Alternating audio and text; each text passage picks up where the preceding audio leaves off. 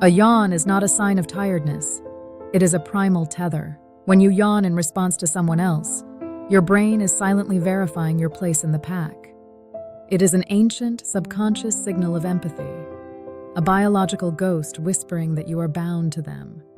You didn't yawn because you were sleepy. You yawned because your nervous system is desperately trying to synchronize with a mind that isn't your own. Follow Mind Cipher Quest for more mysteries hidden in reality.